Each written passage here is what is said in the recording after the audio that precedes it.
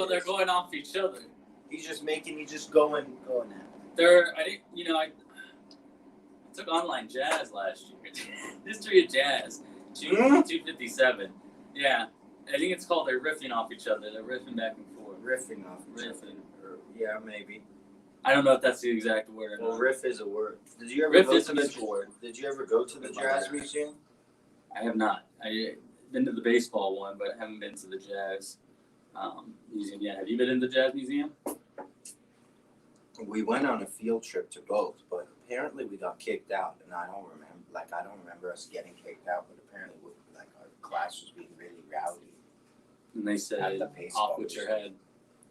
I mean, I thought it was pretty cool. The Jazz Museum was kind of cool, and the baseball museum was cool. I had to go down there to record 18th at Vine. We recorded a music video for a U.S. history class. It was the Temptations, My Girl. It was for our U.S. history class. It was our final project my senior year. There we go. And so we were down there recording a music video for that. But can't say I've been back since that. I was my senior year of high school. But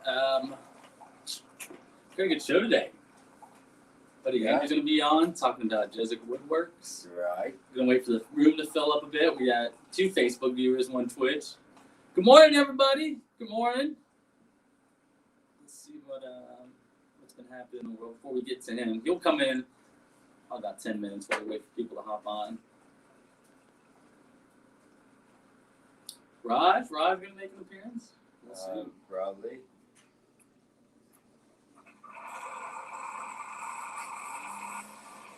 Holy moly. I just watched a video. Chris Beard had this crazy ejection. Texas Tech coach. Because he got ejected. Game? Yeah. What? Who did they play yesterday? West Virginia. Who won? West Virginia. He got ejected with 23 seconds left. Oh, and they lost. Yeah, you're right. They lost. He's mad. He looks really angry. That's all right. You know what? I'm all good with. He sat on the floor. And it's calling time. It looks like he's asking for a technical. That's pretty funny right there. Oh, look, Mama Renee's stopping in. Good morning, Mom. She's tuned in. She's ready to see. Mom. She's ready to see some Jesuit Woodworks today. All right. You want a fun fact? Yeah, give me a fun fact. On this day in 1949, the Warriors' Joel Fulks recorded the first 60-point game in NBA history. How long ago? 1949. First 63. Yeah. His Wilt's 100 is still the highest in NBA game. But I think the highest by any basketball player is Cheryl Miller or Lisa Leslie. But what are you gonna say? There was that D3 college player when we were younger. I forgot how much he scored, but I think he was part of a team that they just scored a lot. He had like 130, but the whole premise of the game was just to feed it. I think I remember that one. Yeah, I think I remember seeing that on SportsCenter. Raj, good morning. Yes, I'm glad to hear that you love some woodworking. Andrew is going to be on here. About 5 minutes, we'll get him on talking about what he does. His master woodworks. We're gonna learn so many new terms today. Some new shop lingo. Gonna learn different kinds of woods. I was looking through his Instagram page. You can follow him there on Instagram as well. Jesuit Woodworks. He's got there's cherry wood, walnut, and then I can't remember the rest of it. I saw honey. Different types of wood. Smoke. It's like different types of sliced meat. You got smoked or cheeses. You got smoked Gouda. You got honey ham. You got pineapple ham. You got sweet ham. I don't know. No, that's not a real one. You got chicken. You got chicken. You got provolone. It's just all different cuts. Different cuts.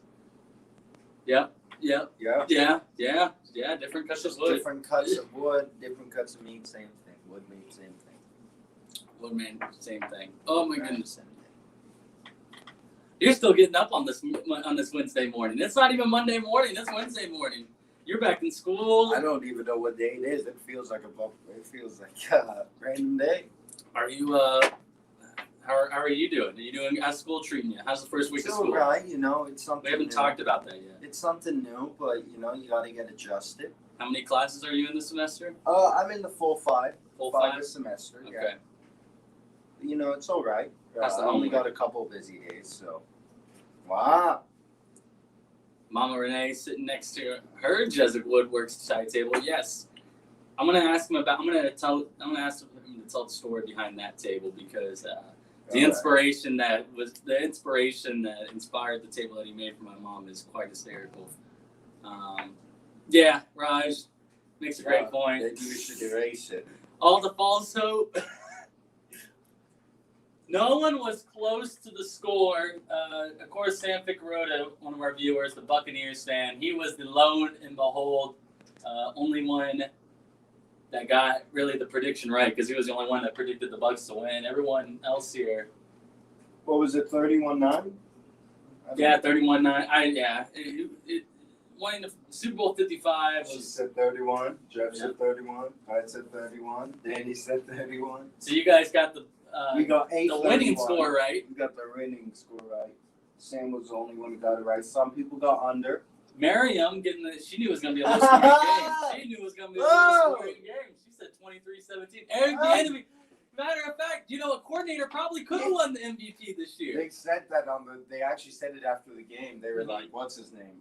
Todd Bowles. They were like, Bowles deserves the MVP. And in my head, I'm like, you're kidding me. So Sam Ficarota got the winning team right.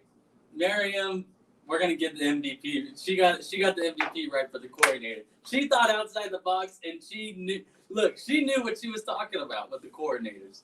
You're right. That's really good. Yeah. You know, sometimes, as much as when we talk about sports, it kind of drives me crazy sometimes. There's a lot of times she's been right. Yeah. And that also drives me Our crazy. moms can be right about a lot of Yeah, things. yeah. Even when it's like, even when they don't mean to be right, they're still right.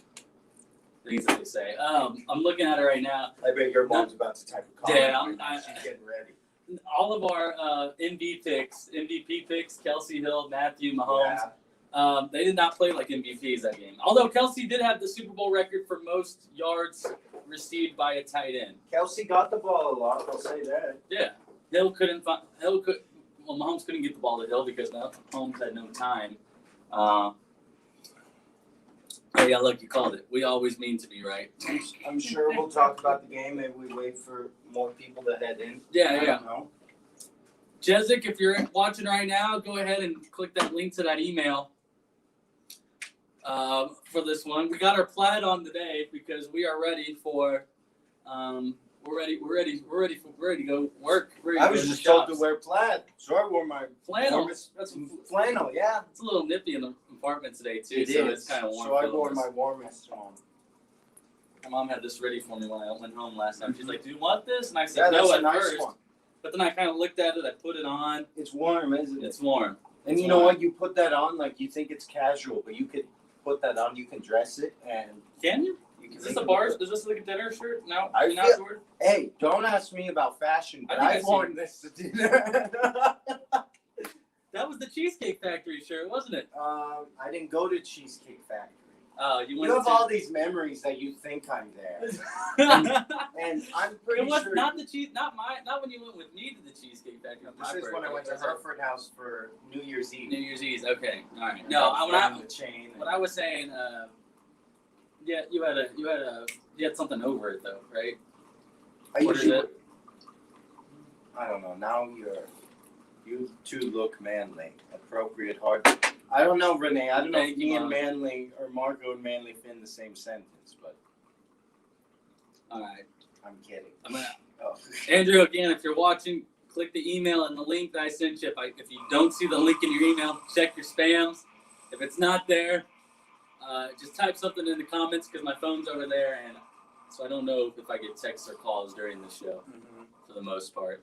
It's the joy. That's the joy of the show. The phone is away. We put the phones down. We take time. Did you ever take a woods class in high school? They didn't offer a woodworking class. I kind of wish I took it. I didn't. And after watching that movie last night and just thinking about it. After watching, Wait, after watching the movie Freaky last night, you kind of wish that you would have taken a woodworking class? No, it just talked about woods, and I was thinking like, it would be cool to like make something, you know, like a clock. That would be cool, Nick. So, oh boy, here he is. All right, we're gonna switch to interview mode here on Coffee's On because Andrew Jezik is ready to go. He is in the green room. I'm coming. So Armand's coming. He's making his coffee, making his best kind of coffee. Look, he's talking. He can't. He's in the green room. He's not on the broadcast. He's in the green room. He's talking to our producers right now. I wonder if he can hear us. Well, yeah, we'll get you on here in 1 second. For some reason, this is clipped on me. There we go. Had to get that mic unclipped. We're gonna switch to interview mode. You don't slide. All right. It's interview time on Coffee's On. Let's go to interview cam. All right. Folks, the moment you've all been there. Ooh, I get myself my headphones. Folks, the moment that you've all been waiting for.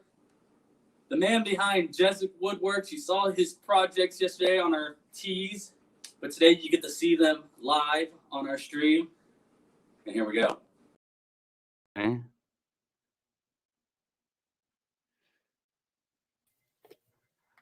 What up, baby? Good morning, you guys. Good Marco, morning. Armand. Good morning. Before we go Good any morning. further, Andrew, I'm going to introduce you to my co-host really quick. He's been my friend for the last 5 years, my roommate. I've for heard- the last 3. I've heard only bad things. I'll go only bad things. Armand, this is Andrew Jezik. Andrew, this is Armand Al-Husseini. Andrew, it's a pleasure. How are you doing It is this a morning? pleasure. I'm good. I just had my first sip of coffee, getting the day started. We're on. Coffee's on. Coffee is on. What are we drinking today? What are we sipping on? Today is it's a lovely it's called the Soccer Blend from the Roastery in Kansas City. It's coffee. I'll tell you that. Couldn't give you the notes, couldn't give you anything more than that, but it's coffee. Well, it gets the job done, right? It gets Gets the job done. All right. Well, hey, throughout the show, I'm going to just tell you a little bit about the production. You'll see some comments come up. It's just from the people that Oh, yep. they know, friends here. So a little sample right here. There you go. Ah, there he is, baby. He's going to England, I heard yesterday. England. He's an England boy. He's going across Good the for river. him. across the river. Congratulations to Nico. And that was quick. I feel like he got that fast. And that's where he should be. I'm very excited. If there's anyone who should go to England, it's Nico fit in just fine. Yeah, get out of here, Nico. Go go watch your soccer. Pop the pond. Pop the pond. Pump the phone. Well, hey, Andrew, I brought you on to talk about what you've been doing during this pandemic. That's gonna be my first question for you right now. Tell us a little something. Tell us where we're at right now. Tell us where we're at.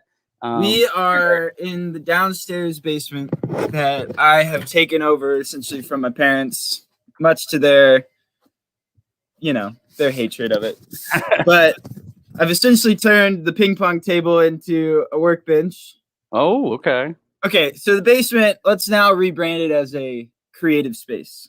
Okay, I like that. Hey, that's great. I love that. You need your So space. a little tool area, a like little it. staging area. This is making a TV stand right now for.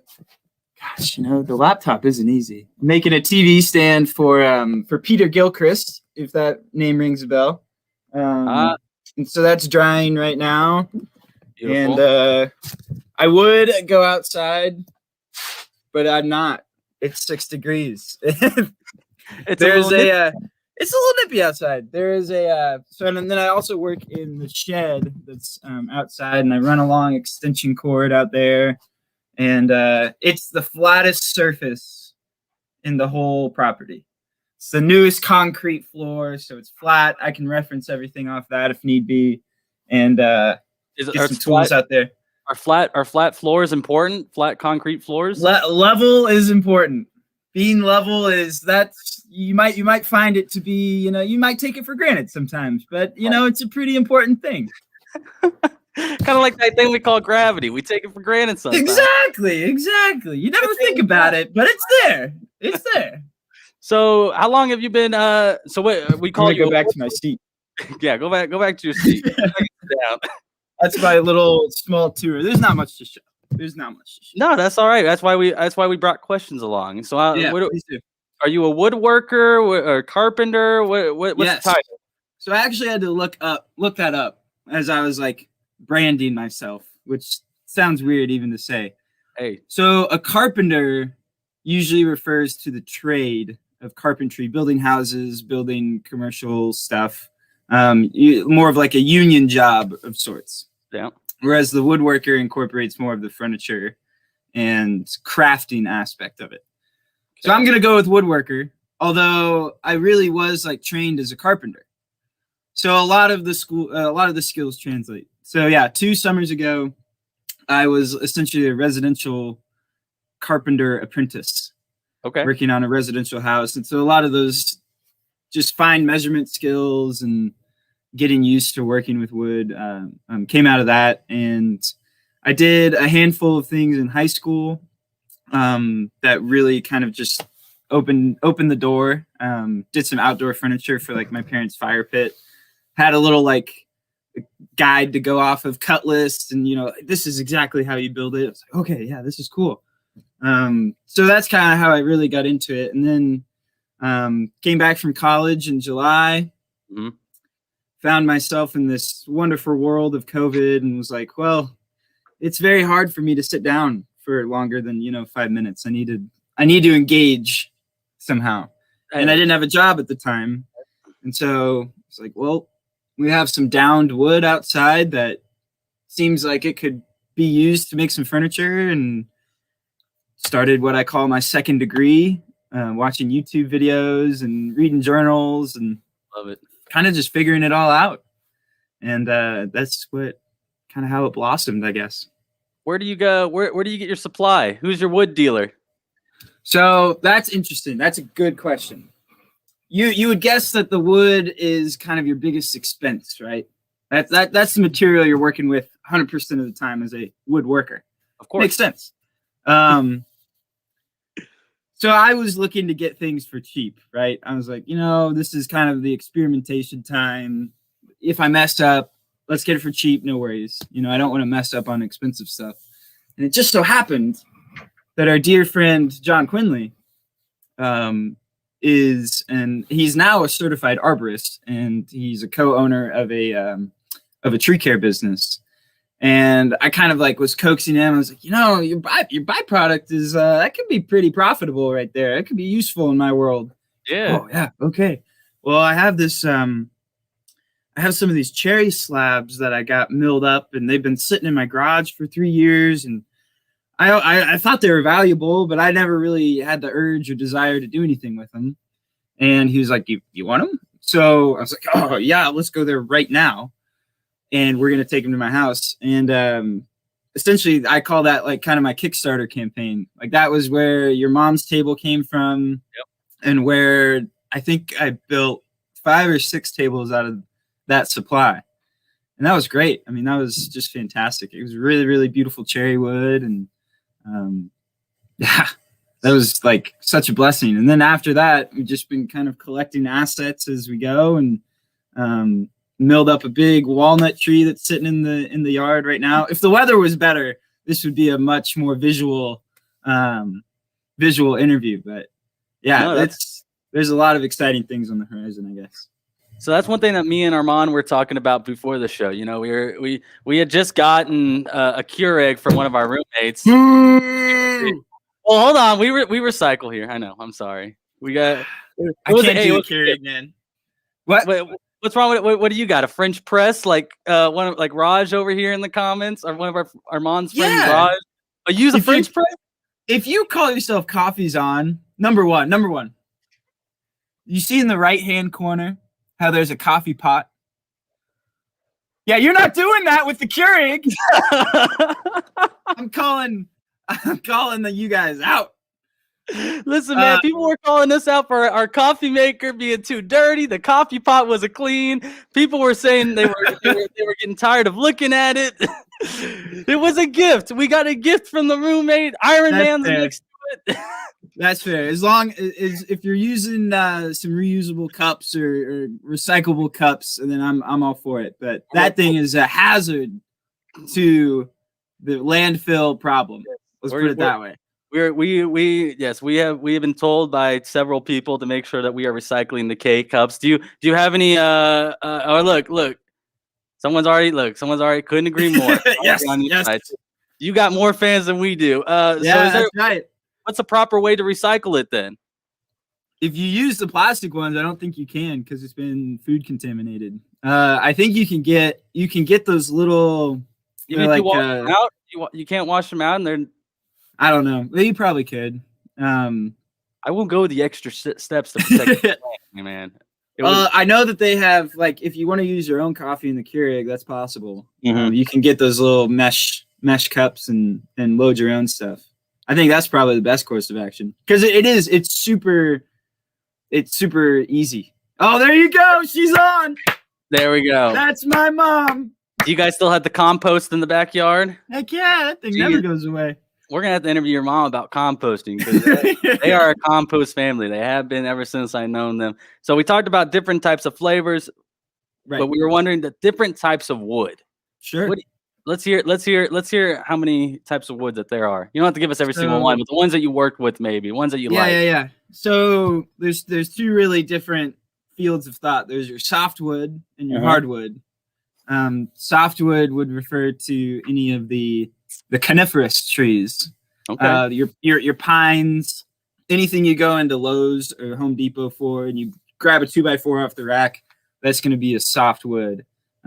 Anything that's really quick growing and mostly used for construction would be pine wood. Gotcha.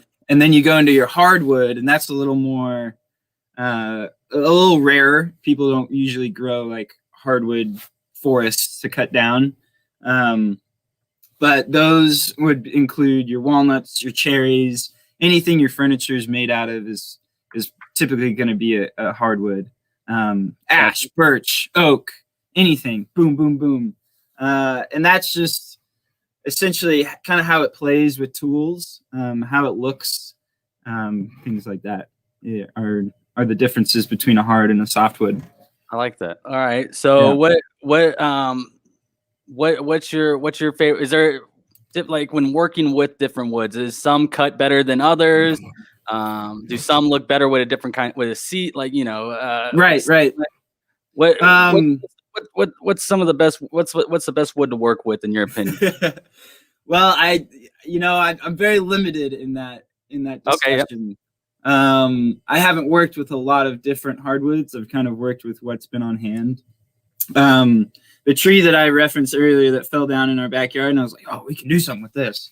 That was a black locust tree. Ooh. And typically they're like a very, very hard, dense wood. And they were traditionally used for fence posts in the plains. And they're around here a lot. And they're in North America and in the United States. But that one was like, it was just very resilient to anything you wanted to put it under. Mm-hmm. It wanted to stay.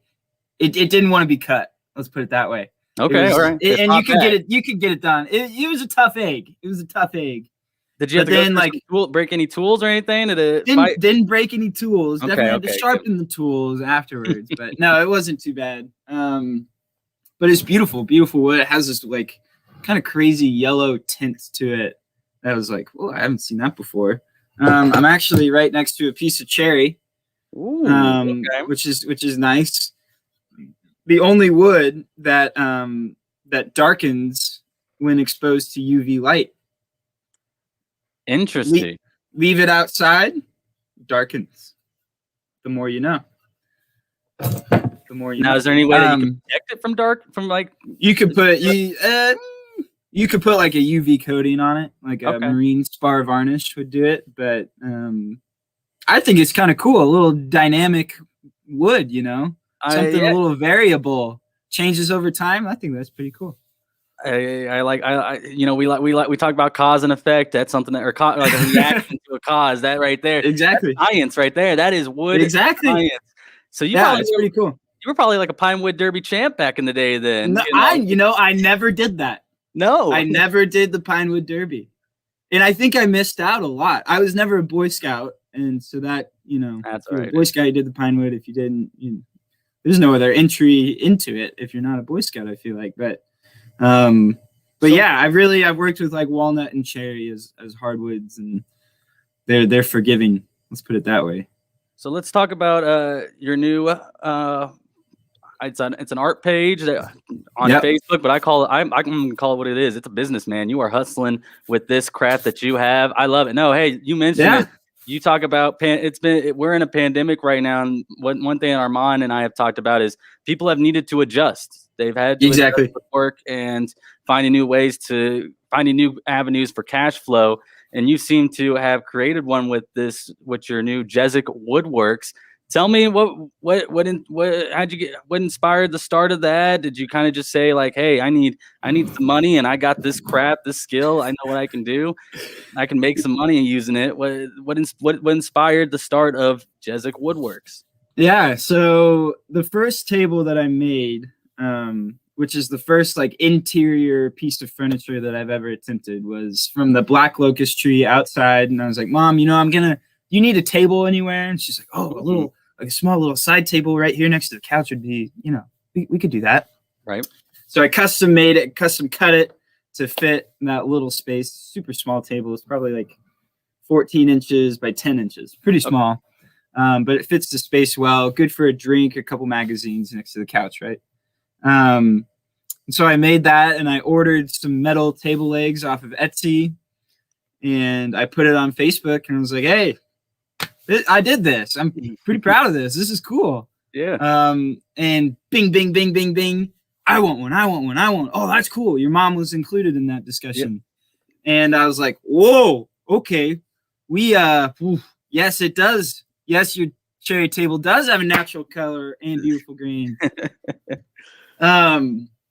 Yeah, that was a fun one. So yeah, that's essentially how it began. It was like, well, shoot, I could probably make like a little cash, or at least have my expenses paid for making it. Because I view the woodworking as kind of this cathartic release. It's just kind of a good mental break, and you can drop everything.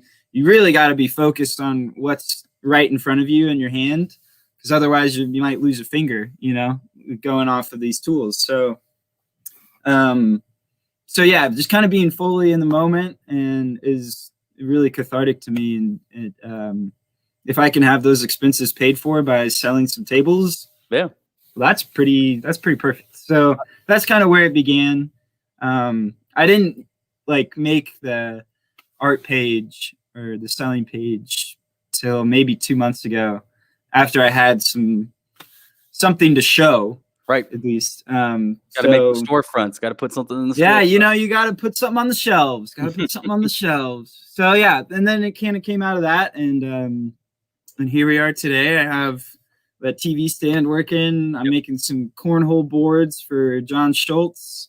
I'm kind of running with some coasters right now. Been making a bunch of coasters. Figured, and then yeah, I'm kind of using my scrap wood to make some wall art, kind of just reusing what I have and trying to limit materials cost as much as I can. Now, so you're working on projects for clients, and then just some inspiration, just some passion projects that you can feature on your store. Then right now is then. Yeah, I typically just, people will come to me and say, like Peter Gilchrist in the TV stand, for example, he just moved into a studio apartment in Midtown, and he was like, got the studio apartment and my TV stand just juts out too far from the wall. I need something that's pretty slim. You think you could do that for me? I go, 100%. Yeah, of course I can do that. Let's do it. And so it's just little things like that. And it's cool that people actually trust me to make that happen. So we have two questions from our fans. You'll recognize this first one. Zach McDonald. Yes, he does make, it sounds like he makes cornhole boards. So you're more than, can he hit you up for cornhole boards if he wants? Yes, please do. This is my first attempt at the cornhole boards. John Schultz was like, I want to keep beer labels off of like glass beer bottles and then glue them onto the faces of the cornhole boards. And so he's like, I'm going to need your help with that. And obviously the construction. And I go, okay, yeah, let's do it. Hey, you keep giving me wood. I'll make whatever you want me to make, right? Exactly right. I love that. And then our friend Raj, this is Armand's friend from Blue Valley Northwest. I don't know what this means, but I would assume you do, maybe. Oh, yes. I have not lathe projects. Questions about lathe projects. That is essentially you're taking a block of wood, something that's probably thicker than this. You're attaching it onto a motor that spins it at a really high revolutions per minute. Okay. And you're coming in with a really sharp tool and you're whittling it down. That's how bowls are made. That's how like any turned legs are made. Yeah, so people refer to it as turning or something you're using the equipment or the tool called a lathe. And I don't do that yet. I would love to get there. It's definitely in the future, but at the time, no. But if you do need any lathe projects, I have plenty of people that I can be the contact for. So you got referrals in. You can refer people to other woodworkers. Yes. If you can't do something for them. Exactly. One of the big breakthroughs in all this was finding the Woodworkers Guild of Kansas City. And this is down right off of Southwest Boulevard off of 31st Street. You know the caves down there? Yeah. That big that parking garage. Exactly. Yeah. Oh, it's much more than a parking. There's like offices and everything down there. It's a pretty like expansive system. I've never been inside. I've only seen the outside. You know, it's one of those things where you see the outside, you're like, I wonder, but you never been in. Exactly. It's just there's a big hole in the ground. Good Lord. But right on top of the caves is a little like manufacturing district, and the Kansas City Woodworkers Guild is down there, and it's $95 a year for open shop privileges. So you could go in, you get trained, and like an safety orientation to use all the equipment, and they have everything. I mean everything, anything that like a professional wood shop would own, they have something like that. So, and it's very, very useful. And you end up kind of the $95 pays for itself in a month if you go enough. And I think one of the most valuable things is just the knowledge of the dudes down there and women. There's like a very healthy mix between men and women down there. So you can really bounce ideas off of people or, you know, I've never really used this tool before and people are more than willing to help you. So people of all skills and backgrounds can definitely find a place there if they want to get into it. So I guess that's a little PR for the Kansas City Woodworkers Guild. No, that's awesome because, you know, people talk about wanting those kind of resources and finding those resources and for less than $100 a year. It's a remarkable. Yeah. You get, and all you have to do is bring your own tools, your own wood. You bring your own wood. Yeah, that's the big one. You bring all your own materials. Sometimes they'll have like extra glue or extra sandpaper on hand, but they have everything: hand tools, power tools, stand-up equipment, anything. So you really don't need to bring much. Maybe a pencil. That's amazing. That's awesome that our city offers something like that. Yeah, it's really cool. Which project was the most rewarding for you? Because that's what I want to know. I see a lot of your great work. I really love the sun with the mountains piece that you've done. But which one has been the most rewarding for you? Well, they're all my little babies, you know. I really do. I enjoyed making all of them.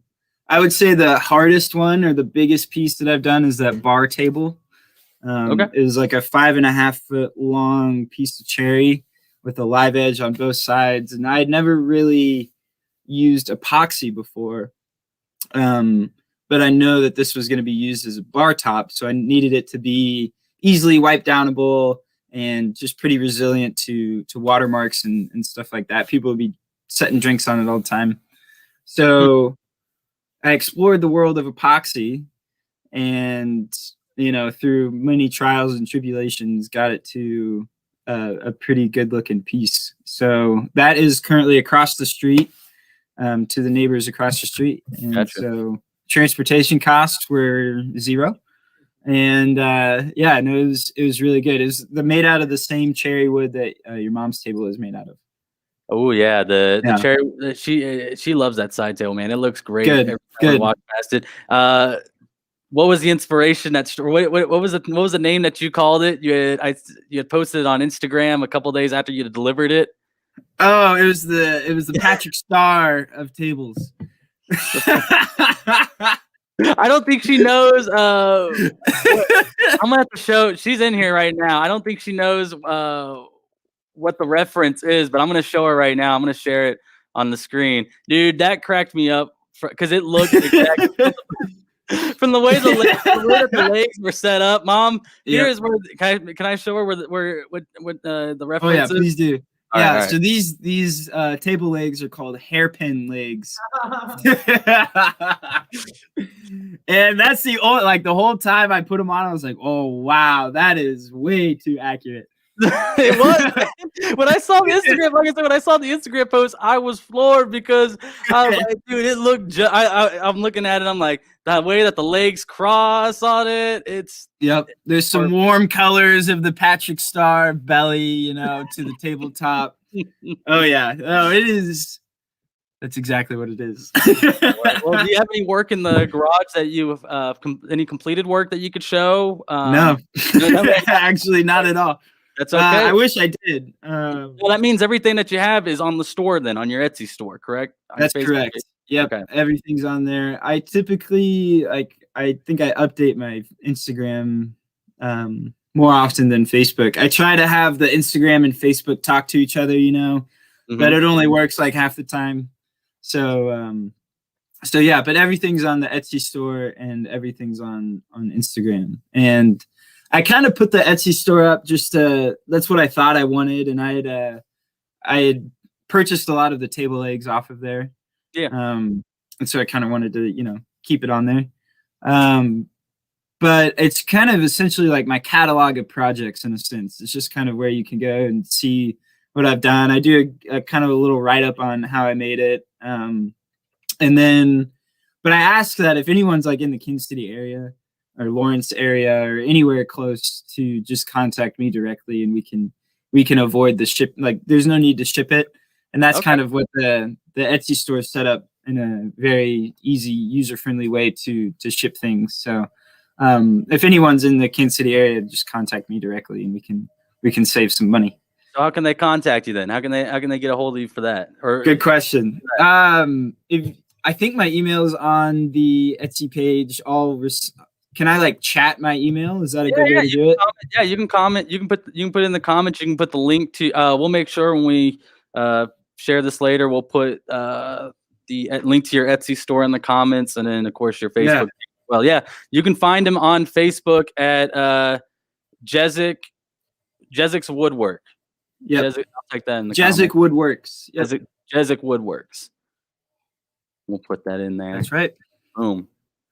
Yeah, and I think my email is on that page as well. I think there's multiple ways to contact me. Hopefully it's easy enough, but yeah, let me know. I think my tagline is custom woodworks and in anything you may dream up. So really, I've been doing a bunch of just first time I built cornhole boards, yeah, we'll figure it out. Cool. There's a YouTube video for that. I'll just replicate that, just stuff like that. So it's been fun. Give me a new project. Give me a new challenge, I guess. I really like that. Love it. All right, hang on. I think Armando some questions.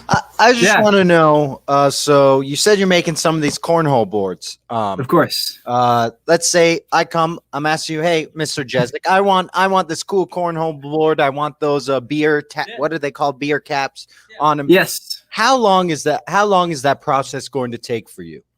I would say the actual board itself, everything wood involved, I could probably do it in a week. I'd give myself a week. I'm definitely slowed down with the weather. I have to go out to the shed to stand and everything, so I don't get, sawdust everywhere in the basement. And I have just had no desire to do that when it's 10 degrees outside. But it's okay. I'm at a point where I don't need to sand anything, but if I did, and you needed it in a week, I would do it for you. I do everything for my client. Awesome. You said, go ahead. Do most things take about a week? Like even tables or anything, coasters I saw on your website? Yeah, things. I've definitely learned the virtue of patience with this woodworking. You just kind of need like the finish to cure all the way, and that usually takes about 7 to 10 days. So when I say a week for the cornhole boards, I guess I mean like you'll see the construction of the cornhole board in a week. If you wanted to slap a good durable finish on it, it'd probably extend another 2 weeks. So yeah, let's just say a month for like a full completed. This is exactly what will last a long time and what you wanted the same month. Yeah. When you're working in your when you're working in your when the workshop, is it silent? Is there a vibe? What's the vibe Oh, in no. there? Not at all. Talk 1 about second. the vibe. Yeah. Let's,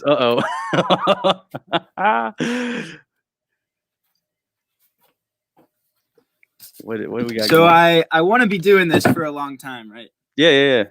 So you got to Good fella. protect the senses. So I got these big old boys. They are noise canceling and Bluetooth compatible. Oh, This was my Christmas gift to myself. I love that. Noise canceling, and I can listen to music during it. So you know me, I'm jamming. Are you jamming to some 80s cardio? Strictly, Nico. Strictly 80s cardio.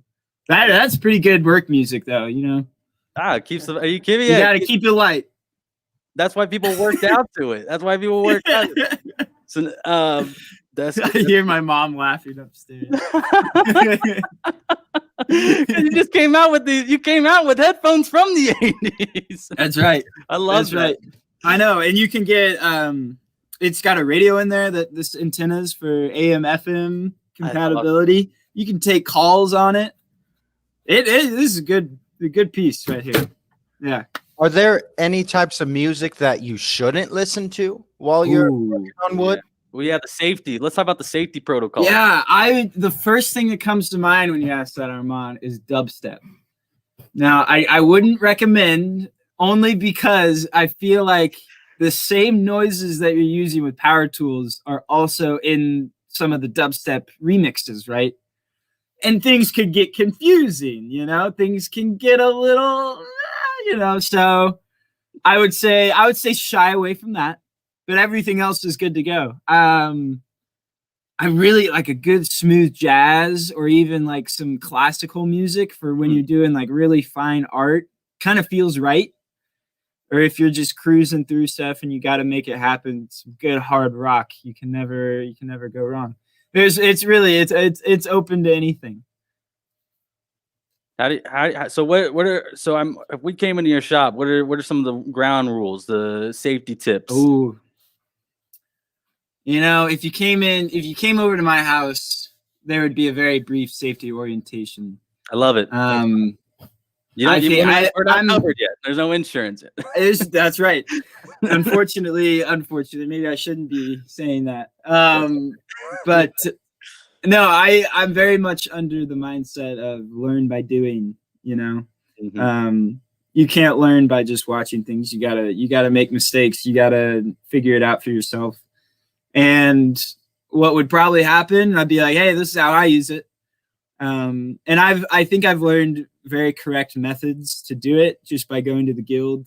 People are it's a really good safety program there.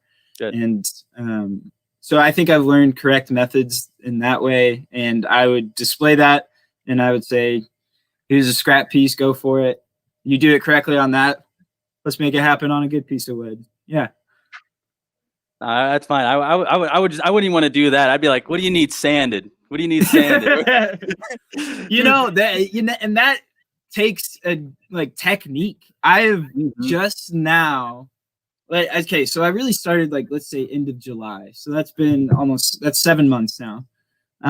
It's taken me a good 6 months, 5 months to learn how to sand correctly. Yeah.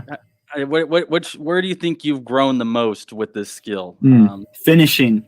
Okay. Yeah, definitely. So when I say a finish, that would imply whatever top coating or whatever oil finish that you're putting on to either pop the grain or protect the wood for a long time. And there are so many different finishes out there, an insane amount. and it's very diverse, very widespread. And it can get really confusing. You can read or watch as many YouTube videos as you want. But you really, again, it's a learn by doing situation, and circumstances change for everybody. So I would say my finishing technique, and also I've found some different finishes that I really like and I know how to use, and I know that it looks good on wood on cherry, but maybe it doesn't look so good on walnut. So things like that. Yeah. And that really comes from the guild, all that. Yeah. Now, Nico's got a comment. Is this fact or fiction? You know, maybe one man's trash is another man's treasure. I'm a big trash wood crafter. Trust me. I will take any free wood that you can give me. Like, legitimately, any piece of scrap wood can be turned into something cool, and it can be very simple. This is like 12 inches long. Mm-hmm. This isn't much. It's not a bunch of cherry, but out of this, I'm gonna make 2 like kitchen spatulas. Wow. Okay. I've made one already. It turned out really well, but like it's pretty thin. I think it's about 1.5 inches thick, and that I can make 2 kitchen spatulas, something that you can use every day. So even like the simplest of stuff can turn into some gold. Everything. I'm gonna come to your house in 10 years, and everything's gonna be wood made. It's gonna be made out of wood. I love that. That's probably true. Did you? Yeah, I can't remember if Marco has already asked this, but are there any new projects with wood that you haven't made yet? Like, I know you've made some tables, or I said the coasters, or that wall thing with the mountain. That was really cool. Yeah, thank you. You're welcome. Thank you. But are there any new projects that, like the first thing you're doing with the first of this project? Is that making sense? Yes. New ideas you're having that you're gonna make in the near future? Ooh, the spatulas is a new one. I had never really considered it, and then I went to this like Facebook Market wood sale, and I saw this piece, and I was like, well, shoot, get something out of that. So it's definitely an iterative process. It just kind of whatever creative path I want to take with it. It's nice because I don't really have a boss. Yeah, you know, I can just kind of go for it, and if it's on me if I mess it up, and it's on me to fix it. I've found that you can really push the envelope quite a bit with messing things up and then coming back and trying to fix it. There's a lot of good methods to fixing stuff. Glue is awesome. Oh, okay. To answer your question, though, I kind of went off on a tangent. New stuff that I want to do. I would really like to do a big kitchen table, or either like a coffee table. I would really like to do something a little bigger in that regard. Most of the tables I've done have been like side tables, or just smaller stuff. Mm-hmm. I would say, what else? I don't know. Possibilities are kind of endless there. The people will come with the ideas, and you'll figure it out for them from that. I guess I don't really have a good answer for that. No, that's all right. Do you use epoxy? Epoxy, yes. And that's I mentioned it before with the bar table, and that was just an epoxy over the top. And that's anywhere that you go in a bar, you're gonna have an epoxy finish to it. Gotcha. So look out for it next time you go to the main bar. It'll have like a very hard, almost looky like glossy coating. Oh yeah, and that's an epoxy top. So you can get like a free drink off that. Hey bartender, you know what this is right here? I'm gonna tell you something about your bar. Hey, you can shoot your shot. That's for sure. You can shoot your shot that way. But yeah, it's also a really good filler for say a knot in the wood has some voids to it. There's some holes in it, and you want that top to be dead smooth when you run your hand across it. You know, you don't want any holes, any food to fall in the holes, any liquid to get in there. So epoxy is really good because it's a liquid that will harden to a very rigid and hard surface. So yes, I use epoxy to fill those holes off of wood that, you know, may have a slight defect to it.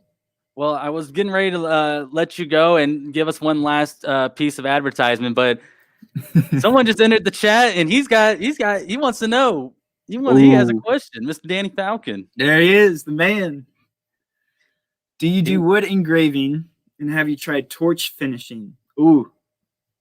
I torch finished a couple of coasters. The cherry looks really cool when you burn it. Yeah, I like that. And it really feeds the pyromaniac in me. I have a little benzomatic flame torch, Oh yeah, okay. and it does the job. And but yes, and then I signed all my pieces with a little wood burning tool, and that is the most unforgiving of equipment, because you burn it, it's in there, it's really hard to get out. So you got to be pretty precise. I would not say that I am a expert wood engraver. I could do it, but it may not be straight. That's all right. Hey, I do Yeah. like the A and the J, that little Thank touch you. on. Yeah, all the yeah. You gotta know. You gotta leave your the signature. You gotta leave your signature. Yeah, my mom presses me for that all the time. She's I like, love that. "You gotta sign your pieces." I was like, "You're right. You're right." We were just It's- talking. We were just talking about how our moms are always right. You gotta listen. And Yeah. Jessica. And Jessica is my quality control expert, and oftentimes my marketing team and quality assurance team as well. So I love it. They're more Yeah. more than just our parents. every time, They're in our corner. they always find a way.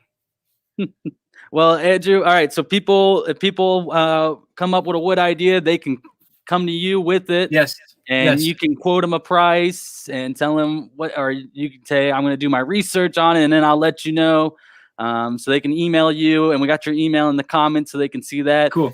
And then they can visit your Facebook and Etsy store as well. Is it Jezik Woodworks on Etsy also? That's correct. Yep. All right, perfect. And we got that in there in the comments. We'll make sure we post it along as well. Is there anything I'm missing with the promotional part? I would say I keep some like day-to-day stories on my Jezik Woodworks Instagram page. So there's a little more of, I guess, a behind-the-scenes look if you follow me there. Yeah. Perfect. And if you live in the and this is important as well, if you live in the Kansas City area metropolitan, do not pay for delivery. Just contact Exactly right. Andrew. Exactly right. Yeah. Come to me directly, and if yeah, exactly right. Exactly right. Awesome. How many years of experience? 2.5? Sure. Sounds good. It sounds all right. I love that. All right. Andrew, everybody's in here. Baby J, Peanut Butter Jezzy. Love you, man. All the names. Thank you for Cheers, coming on guys. today. Really appreciate it. This has been really fun, and all the best. Sad I didn't get a chance to talk about the Chiefs, but I. Oh, don't hey, think well, want hang to. on. we got some time. What do you want to say? You got some thoughts? Go ahead. Well, this is your first Super Bowl recap show, correct? This is. Yep. It's a sad day. Yeah, It was a very humdrum Monday. That was my word. It was very humdrum. Yeah. The vocabulary, man. This is why he was the editor. I love it, man. We were co-editors. Yeah, but it's like we were like, I was the Steve Nash. I was there for the vibe. You were there for the editing and making sure everything looked good. I was just there to be silly and keep like someone to interact with Joey. That was extremely important. You played a very, very important role. You don't understand. You were the motivator, the rallier, and I was just in the background, like, yeah, we kind of got to get this done. That's okay because hey, you did the most important part. You did the front and the back pages. Yeah. The stellar front and back. Thank you. Always Yes, been great center spreads also. Yeah, true. Yeah, no, it's actually coming in handy. So I am now working a part-time job for a company out in California, and I'm doing graphic design every day. I use InDesign every day, Marco. How weird is that? I love that. How weird is that? I was a journalism major and I use InDesign for one class. You're an engineer major and I love it. So you're keeping the InDesign skills intact then. That's right. I had to. They really pulled from the bottom of the resume pool. not the pool, but from the bottom of my resume, the skills from the bottom of the resume. Yeah. I was like, yeah, I've used InDesign. They're like, oh, perfect. Yeah, I was like, oh, that was 4 years ago, but yeah, we can get back into it. Cool. Magnetic lasso. You betcha. Yeah, but no. Back to the Chiefs. Back to the Chiefs. Yeah. Talk to me. Tell me. You can't drop passes in the Super Bowl.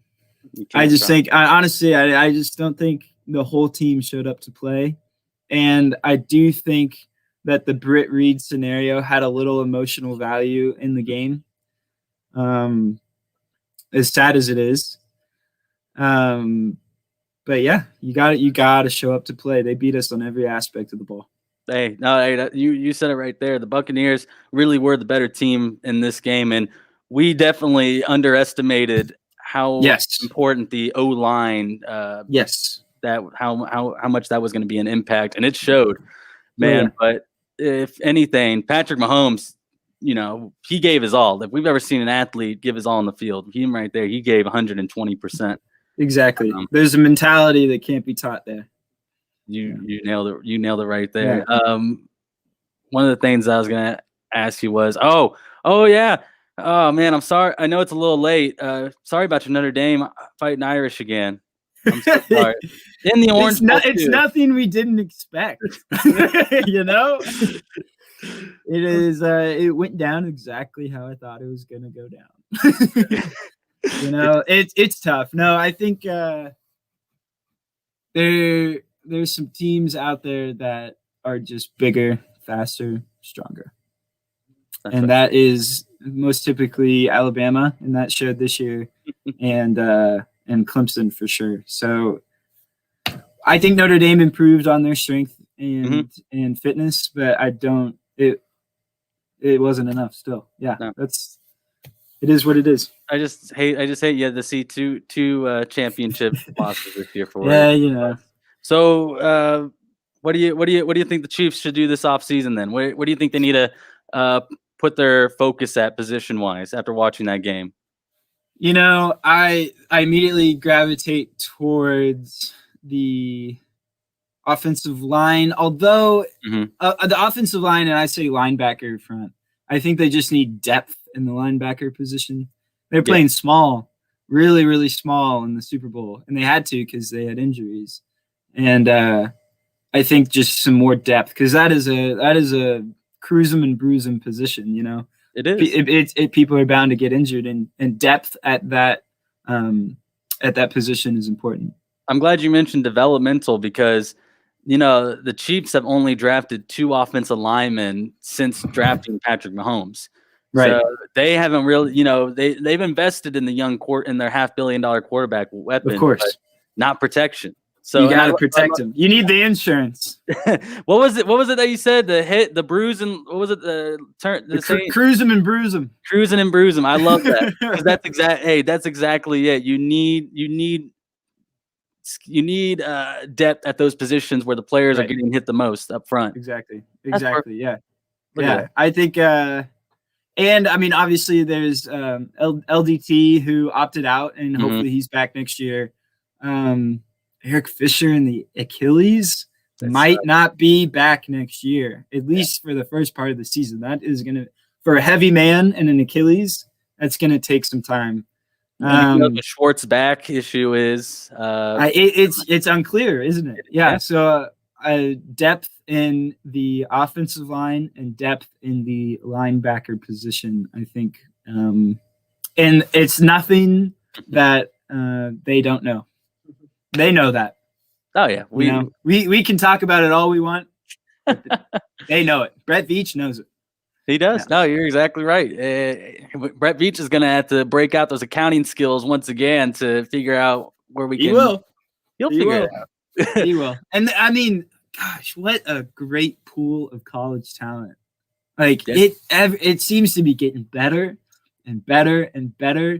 And maybe that I say that because they're our age, and now we can kind of see like, whoa, that guy's our age, and he is a tank. So, and I think there's a little truth to be said to that, but it seems like, the pool is getting better. People are getting a lot more craftier. the linebacker position, and I'm forgetting his name, but number 6 on Notre Dame is a dual threat. You know, he's a really, really strong linebacker, but can also drop back and be a really good pass protector as well. So, or defensive pass. Jeremiah, assignment. is it Jeremiah? Yes. Yes. Koromoa? Yes. I He's thought an that thing, elite right? player. And you know, that's just one team out of the whole college Right. football. So it's changing, and it'll be cool. It's just fun to watch, you know. Were you able to get out to a sporting game this past year? I didn't, not in person. I watched them all, but no, I didn't make it out to one. It was a fun season. It was a was. fun season. They had us riding high and then just slipped up, unfortunately. Kind of like the Chiefs. Typical sporting, huh? Typical sporting. No, super remarkable what Vermees and his crew did to the turnaround of last season to this season was remarkable. Like last in the league to winning the West. So, and it's the best conference out there. I know. I don't know what's going on with Alan Polito. He just seemed to be injured all the time. Yeah. I don't know. International play too. He was an extremely good talent, but yeah, I don't know. They'll continue. They'll be fine. I think Joey Chandel and I are talking about this. Vermees's method of coaching is a little outdated for where the MLS is now. If I had to take a position or a take on all this, okay, all right. What? Tell me about. I know. No, I'm trying to frame my take, give some concrete details here. Because I think the MLS has shifted to it's very skillful, very fast, and systems are set up to let star players shine. And I think Vermees is still stuck in the not necessarily the best development of his players. Okay. I think if you let his team shine, his star players shine, and put them in a position to where they could flourish a little better, that could be advantageous in the future. No, I'm glad you mentioned that. I haven't heard someone say that yet, but it makes complete sense just from watching sporting this year and seeing those games where you would see how dominant players like Polito and Russell were, and then you would just see it completely go away. And the big game, especially in the playoff game that they lost. But that right there is an insightful take, and one that just goes to show from just watching this team. Exactly. Yeah. And it's a little season. Yeah. And it's a little counterintuitive because Vermees is very like, you're going to be the best player for your team mentality. Yeah. We've been preached that for our whole life, right? Yeah. Yes. But it's weird in this soccer world that we live in. It can become a very individual game very quickly. Out on the wings, taking players on one-on-one, being selfish and just scoring goals. And I think Vermees wants those tap-ins. He wants a good team goal. And that's not something you shouldn't teach, but I think a little more it should be he should let the skillful players shine. Gotcha. Exactly. And, that just goes to show how progressive the league has gotten finally. Exactly. Because that's one reason Nico doesn't watch MLS is because it's not Premier League. Well, no, it's not Premier League. Premier League has been around for years, way more years before it. Of course, it's not going to be like it. But, the MLS can still grow because it is one of the younger leagues in the world. Yeah, exactly. I think you can even tell, like, how valued Premier League is versus the MLS based on the TV production quality. Have you noticed that? I like the TV on the Premier League. There are 20 cameras throughout the stadium and they get every single angle in like 4K. Yeah. And you turn on the MLS and it's just like, wow, the TV quality is significantly less. Yeah. And it's weird. And I never expected that, but I don't know. I noticed that this past season, and I was kind of scratching my head. No, you're completely right. You know, MLS, there's like 5 to 6 different camera angles that Yeah. they show, but the production level with what they do with graphics and You're right. kind of the showmanship of the whole show. The MLS has kind of like we'll let the soccer speak for itself as far as Right. they forget Right. they forget that it's just a whole show altogether. And Exactly. they think that the soccer is just going to be filling, but no, you're exactly right. It's a Production good- as well. They're ahead of the MLS in that sense. Also, do you know where Busio may be going? You got any takes on that? Ooh, he's such a good talent, man. He's what, 20 years old? No, he's like 19. 19. There was a quick take. Um, Oh yeah, extra pass. That's a good take. Yeah, there was always that extra pass when the selfishness could have played a role. That's exactly what I'm talking about. I think Italy. Some people say he's going to. I think Serie A. I think Italy is a good move. I hope they either get a lot of money or they get a really good veteran player for him. He's a very, very good talent, but not only from like a physical perspective, like he's got mad good he's a really good like all purpose tool. Oh, you're right. The But feet. he has the mentality, you know. He really has a good soccer IQ, and I think that will get him very far in his career. I totally just brain farted on the next thing I was going to ask you. I had it in my head. And I totally just lost it because I'm reading. Nico is still saying that the MLS game is significantly slower. Hey, we agree. We're not discounting that at all. You know, but at least we're seeing it grow into some. Oh, okay. I just remember what I was going to ask you. Hot take. 2 hot takes. Peter Vermes is going to be the next national coach for the U.S. No. Okay. Who is all right? Not who's the next coach is going to be. If it's not going to be Vermes, who is the next maybe big international star to come play in the MLS? Oh, that's a good question. Because that's one, you know, that we talk about, you know, the MLS being kind of the retirement league, but still, you know, people will pay to go see Wayne Rooney play. They'll see just to go see. Oh, him 100%. Zlatan, he's still good as ever. Isn't that crazy? Yeah. Freaking It is amazing. I think Zlatan will come back eventually. I think Luis Suarez is on the docket, although Ronaldo's up there. All these guys are going to make a couple extra millions of dollars come play for a couple of years. 100%. We're going to see Ronaldo in his 40s playing in the MLS, I think. Luis Suarez. Interesting. Yeah, and he's the leading goal scorer in the Spanish Premier League, and I mean he shows no signs of slowing down, but he will slow down eventually. But I think he'll come. Yeah, got the Belgium. Eden Hazard. Yeah, I can see it. I mean, there might be some pride lost in these players that say, I don't know if I want to go to the MLS, but True. There's also like there's some good money to be made here. You still get around on FIFA, and you get to play the sport you grew up playing and love. You know, you Oh, get paid to play soccer. It's not too bad. No, you're exactly right. They make more money over there in those leagues than they would over in the MLS, correct? Yeah, way more money. Yeah, way more money. But still, I mean, I think the salaries are definitely going up for players here in the MLS. I do want to talk about Hugh Williams though. Oh yeah, Casey bring it up. Talk Woso. about it.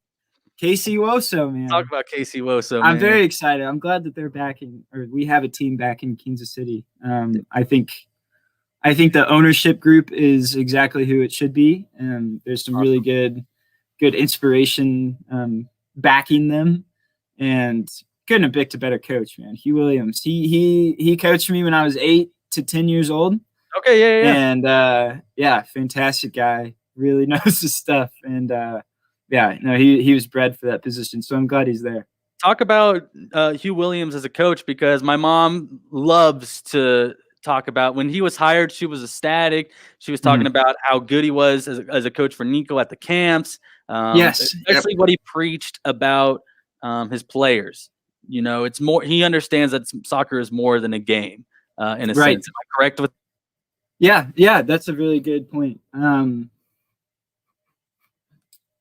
do I phrase this? He has this like uncanny ability to understand each player's role Mhm. and how he can break down relationships between players divided by 11. So let's say you have your your two center backs and you have a center mid, and those three form a triangle. He knows that those three have to have a very good relationship in order for the whole team to work. And that goes across the field. And I think he focuses really well on not making sure the 11 plays together. That's obviously a big focus, but he has a very, very good idea of how his triangles per se are going to work together. And I think that's very unique. All play is team play. Exactly right. Yeah. And he was never about, it's just funny going back. The MLS, I was saying, be selfish, take on players. Hugh Williams is like, the ball's going to get there quicker than anyone dribbling it will. He always preached that. I remember that. He made sure that your passing was on point. What was that? You kind of it kind of internet cut out a little bit. What was the all? All play is team play. He definitely preached that. What about the pass? The passing. So he always said that the ball gets there quicker if you pass it versus dribble it, and he always preached that, which was cool. And so he never really focused on getting your skills down. Yeah. Your individual take them on dribble. That's obviously a part of the game, but he always hammered in passing accuracy and technique. Yeah, from a young age. Did you sorry, I'm just thinking because I didn't start. I quit soccer at a young age and went back and playing in high school. Damn, I totally just slipped my mind. This happens so much, man. This is how we know the caffeination is starting to run away. That's true. We got to get our second cup with you because I never had he was a coach, but that's the whole importance of. So we should. What was kind of like the whole? So it was more of a team aspect. Was the mentality for you guys play as a team and you will succeed? Yeah, more than the individuality of it. Yeah, yeah, exactly correct. And it's funny. Did you get your founding member scarf? Are you a founding member? No, I didn't get that. Friday. The deadline's Friday. Founding member of the. I gotta put that in my notes. I gotta do that. No, they. It was funny. They drafted one of the Santa Clara women's soccer players that I was with for the last 3 years. And so I know her really, really well, and they're getting a stud, an absolute stud. Yeah, it's cool. That's what I loved about this team so far, without even the season having started. You knew they wanted to make some noise when they traded up in the draft to get the defender out of Stanford. Yeah, Kiki. We played against her for 2 years. Oh, dang. She's the most athletic soccer player that I've ever seen in college. Okay. And Stanford is the most athletic team that I've ever seen play in college. And she was the most athletic on the Stanford team. She is an absolute stud. She's a halfback, right back. I think she plays right back. Yeah. And she absolutely flies up the wing, both on the offensive and defensive side. She is an asset. She's very, very good. So is the girl that you were, so you managed at Santa Clara, right? You managed the women's soccer team, help manage. Correct. So yeah, Alex, help me with the last name. Loera. Okay. Yeah, she's from Colorado. Talk about the midfielder. Yeah. Yeah, she is. I was talking about Busio having a really good mentality or IQ of the game. Exactly translates to Alex. She knows exactly what to do, what the good decision is in the moment, almost 100% of the time. It's remarkable. And she just has a very good awareness, I think. It's like she has eyes in the back of her head. I mean, honestly, it's just her soccer IQ and awareness is elite. I love it. So Look I at think that. they're getting a really good player. The season starts in April, a little before the that's MLS right. season. I think that's right. Yeah, it's exciting. Hugh brings such a good energy to the practice field too. I mean, it is not strict. It is definitely it's just let's go have fun, play soccer, and absolutely compete to the best of our ability. You know, I love that from a coach because, you know, they're not we talk about coaches. One of the things that we talk about with building NFL franchises is you want to make sure that the owner and GM relationship is good, and then the GM and head coaching relationship is good. That is 100%. One thing. That is one thing that we talk about when building your team is those relationships right there, because those are key when you're building your team.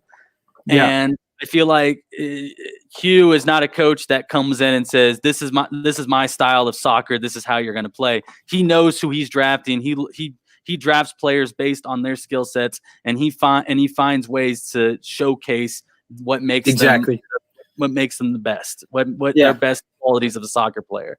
And we talk about how huge that is, that you don't want to adjusting. What we talk about, adjusting, making the adjustments. And that's what I'm really excited for. He was the head coach before the team had left to Utah, correct? He was the general manager. Okay. Vladko, who's now the women's national team head coach, was the Kansas City head coach. Yeah.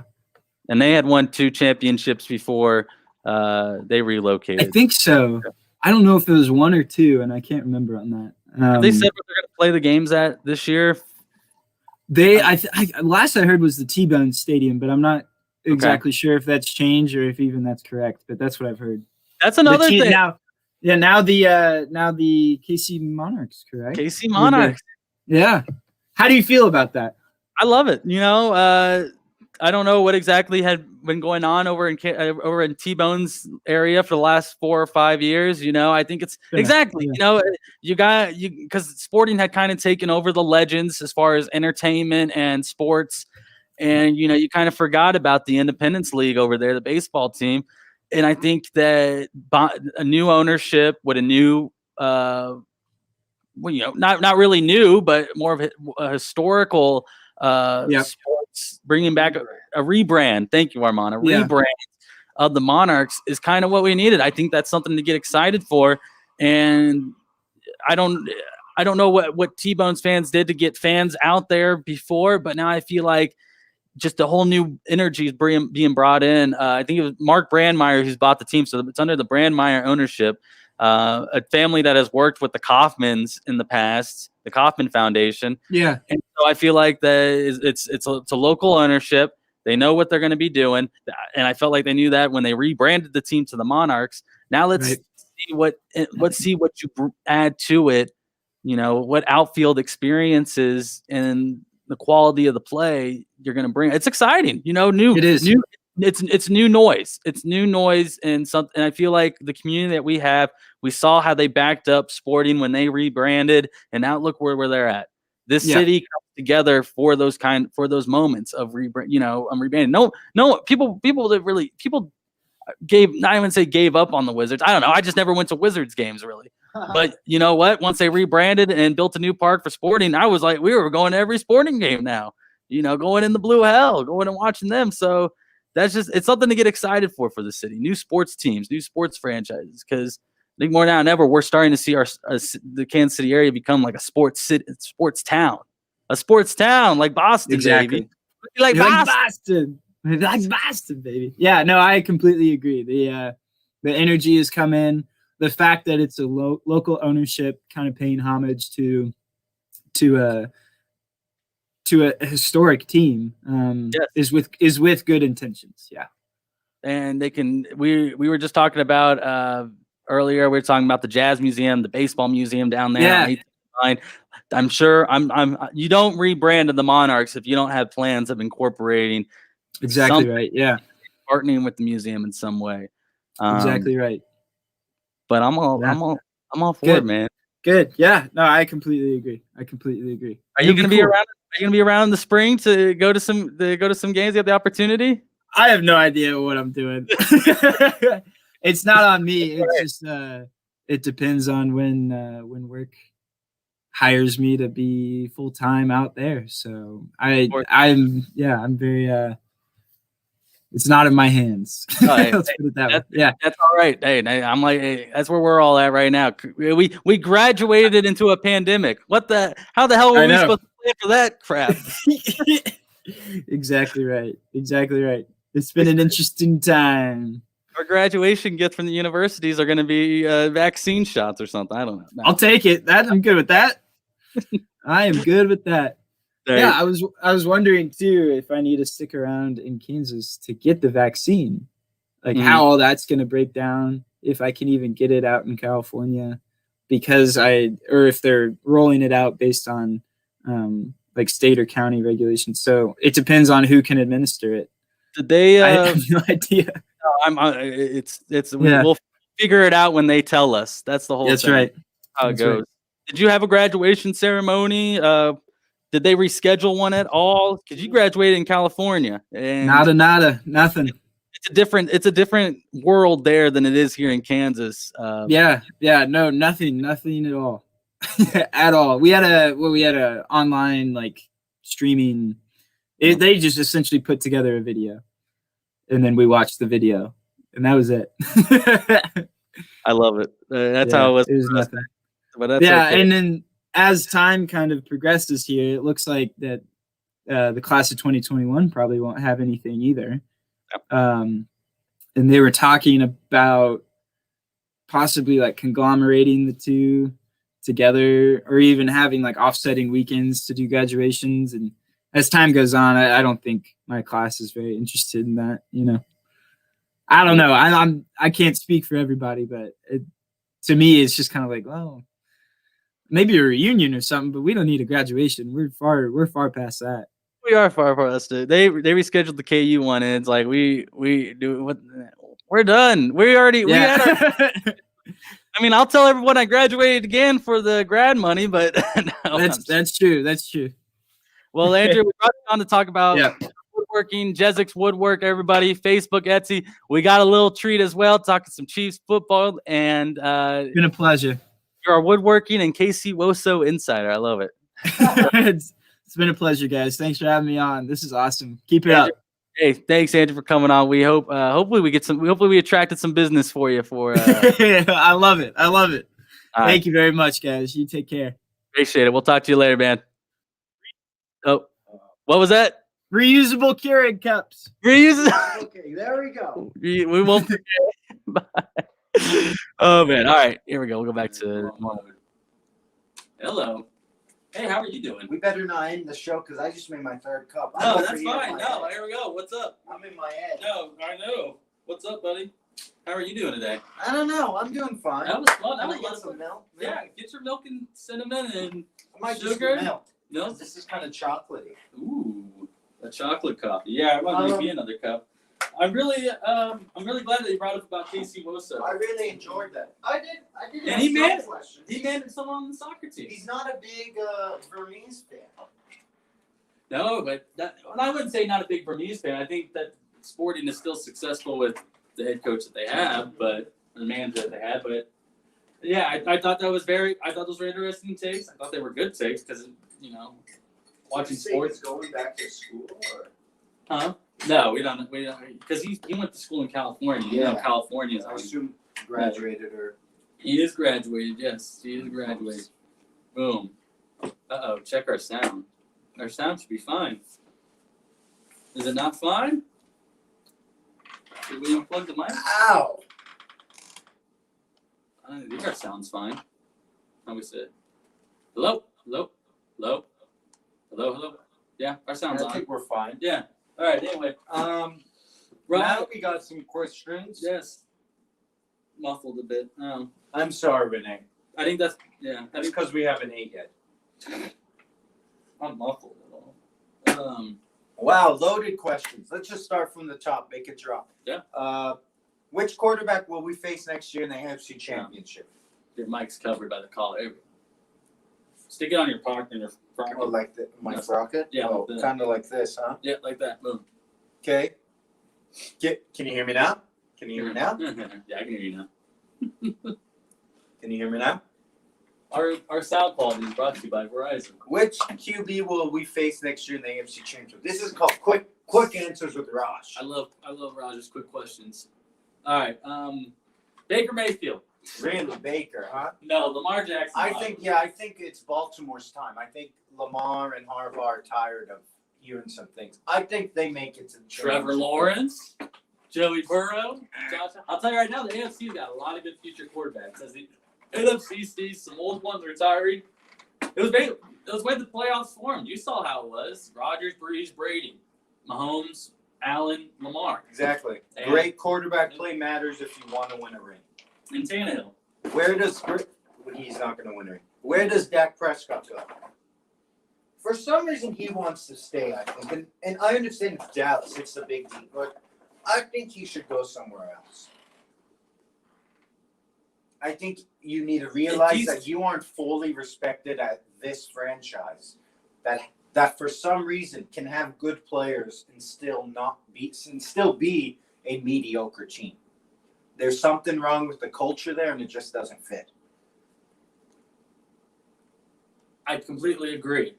If he stays in Dallas, they better sign him to the contract that he was supposed to get pre-injury. Because what I'm fearful for is we still don't know what Dak Prescott looks like after, what was it, broken ankle? It was a bad injury. It was a I don't bad know if it was injury. just ankle. I think it was something else. It was a terrible injury. The man's foot was turned the other way pretty much. And after the way the negotiations went last year, It was last an ankle, offseason, dislocated ankle dislocated ankle. and a compound fracture. There you go. Right there, that tells me if you would go in asking for the same contract that you were asking for the year before, maybe add some more money to it because they wronged him. They wronged him really bad this past offseason. And So you think he stays in Dallas? if he's not, he's going to San Fran. San Okay. Fran signs him. Okay. That's my guess. I don't know why he just went through a season-ending injury, an injury that it could be career-changing possibly. Why would you waste it on going to a team on another franchise that is not championship ready? That isn't up there yet. Go to a team that is a quarterback away, a piece away, maybe a quarterback in a draft away from making it to the Super Bowl. And that right there is a team like the 49ers. If Russell leaves Seattle, which probably won't I happen. don't think he will. It They're won't just happen. trying to start something. I don't know. I do applaud the teams that were shooting their shots for Aaron Donald, or I guess Detroit shot their shot for Aaron Donald. You know what? Yeah, applaud him because one, there's no harm in trying. Like once someone said, "What if we give this injured running back that's sometimes good on fantasy, and we give 2 mid-round picks for I don't know Hopkins?" Right. Right? Let's do that. What happens? Trade accept. Sometimes crazy trades work. Raj is getting to the good stuff He now. does, but we didn't answer. Well, Jeff didn't ask a question, but it was a advertisement in the middle of Raj's quick question. McDonald's coffee underrated. Hey, Who you- felt the wrath? They probably put Coke in that coffee. They're talking to the weekend, ladies and gentlemen. The weekend. Yeah, what'd you think of this Super Bowl halftime performance? I liked it. I talked to my mom about it. She likes the weekend. I liked how it was like I love the songs I like. It's groovy songs. I was dancing the whole time. And also for me, actually, my dad had gone upstairs because he was kind of very angry. So he was, I think, what would you say? De-escalated. De-stressing upstairs. So I was down. I was by myself watching the halftime show. Right. And I liked it. But yeah, I liked it. I don't know if maybe our mind wasn't there where like we couldn't enjoy it as much, or maybe I had to kind of tone it down. But I thought it was good. Happy for him. A Chiefs mock draft. I mean, we'll get there. I think Friday. So how about this? Friday we'll have mock drafts ready because we'll do some mock drafts in the next days Okay. for you guys. We'll do or arrange them. We're going to be using the PFF website. You can use it as well. PFF mock draft. You just got to Google that, and I think that'd be fun. Yeah, I think that'll be fun. We can show off each other's mock drafts like they're brackets. We could always find some other people who have nothing to do like us, and maybe they can pick a team if they want. There's Renee Super. You know, I don't tell many people about that, but I had a great time because I was really excited about that halftime show. Yeah. Because there were a couple Shakira songs that I really wanted to hear that they played, and me and Renee were just dancing upstairs. We were having a blast during an okay game at that point. It ended up being good. All right, so yeah, down to dirty business, Raj. So we'll do Chiefs mock drafts Friday. We'll have those ready for you guys.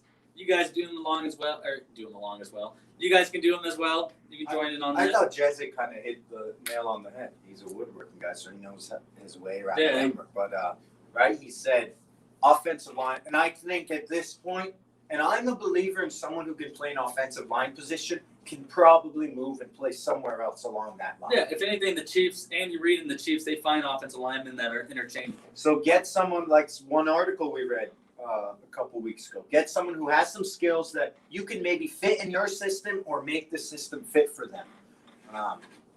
But he also said linebacker depth and just getting it on linebacker. The only position he didn't mention, I think it'd be good to look at a good receiver to kind of add. There's some top players. I was looking at PFF's top 100. There's some top players along those three position needs that I think we could get. We have, I think, 6 picks in the 7 rounds, one in each round except the 6th round. So a regular draft. Yeah, I have no problem with either going out and signing. There's a lot of receivers on the open market. Cheap, you can get ones cheap. Yeah. And you get ones when you say that you have Patrick Mahomes at quarterback. Because what Raj asked about the cuts, there are going to be some cuts this offseason because you are going to make some room. You're going to have to make some cap space because the cap is low in our first post-COVID NFL offseason. He mentioned Sammy Watkins getting cut.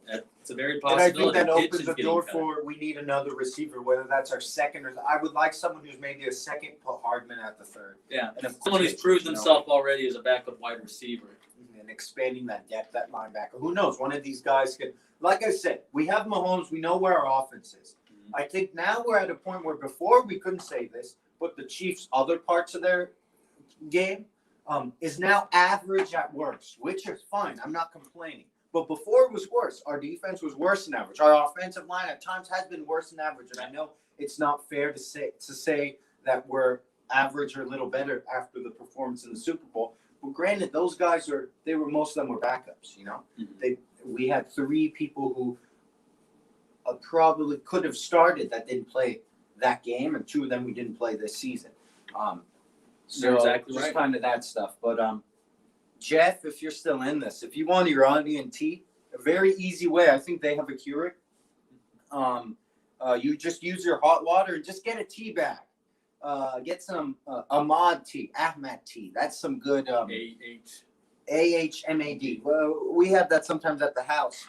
That's some good tea that I like in tea bag form. Very easy, simple. Put your water, put your tea bag in. I don't know. I usually wait 5-7 minutes.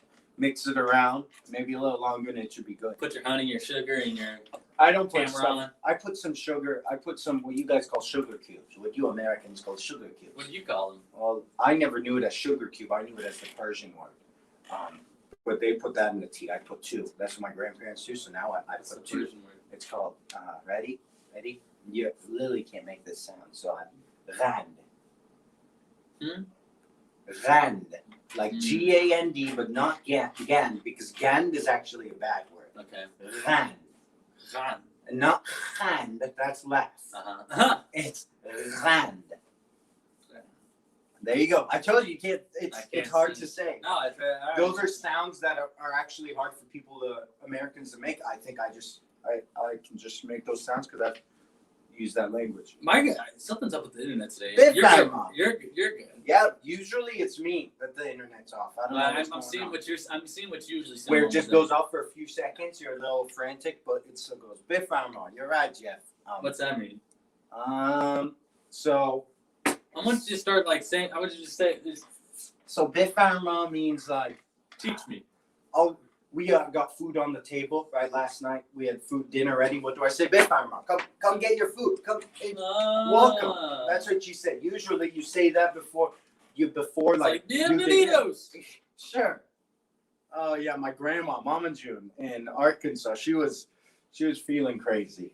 That's what Jeff was talking about when we went to Arkansas. She was preparing a lot of food for you guys. Oh, she wasn't preparing. No, she was just waiting for the line, and they were having a kick with her. Aw. You know, those few words that I mean, she does speak Farsi, but you know, those words I think are kind of easy to maybe understand, or even if you don't understand, they're kind of fun. It's a, you know, different cultures are all kind of Of cool course. to learn about, but it can be a nice warm culture. So, bifamo, right? That's just a nice word. That means come on, come get your food. I love that. Let's eat, right? Something like that. Let's see. Allen Robinson to the Chiefs. I know our Ravens insider, Mr. Keurig Terrell Henderson. That's who they're wants going Allen after. Robinson. This. He wants Allen Robinson. I don't know if they're going after him. And I think he thinks he's the. Now, correct me if I'm wrong. Maybe he's wrong. I believe he thinks he's the best receiver in free agency right now. He might be. I gotta check out the. I know the Jets are looking at Juju, but That's. Don't go to the Jets, Juju. Wait till they get a quarterback. I think Le'Veon probably left. I think Le'Veon came here for the same reason LaShawn McCoy came here, and we're going to see many, like Terrell Suggs, right? We're going to see many plays. Yeah, they came here to just win a ring because he thought he could win a ring. That obviously didn't happen. He got close. I mean, it was just a 1 year thing. I think he goes somewhere else. Yeah, I think so. If he wants to. Antonio Brown got his ring, man. Yeah, I don't know how I feel about that. Antonio, that team was they didn't get old heads, but they got guys who could still play well that may have lost some passion for the game. They're like, we're going to give you a 4-letter word to bring back your passion, a ring. So, looking quickly at some free agents, Robinson, yeah, was paid $14 million this past year. I'm very curious to see. That's the whole thing. Cap is cap. It's a cap, man. It's a cap. I'd rather go out and sign a true offensive lineman. Looking at what the market value for him right now, according to Spotrac, is 4 years, $80 million, so about $20 million a year. Is what they're valuing him for this next contract for teams that are going to be looking at him. You know, T.Y. Hilton's going to be a free agent. Why did it go away? AJ Green will be a free agent. If you want to, maybe that's someone that can come cheap. T.Y. Hilton, he kind of decreased in the last few years. Maybe you can on the negotiation and leverage that. I'm trying to refresh the screen. All right, here we go. Marvin Jones was the name that Raj had brought up too. I like him if he came into the Chiefs. Corey Davis.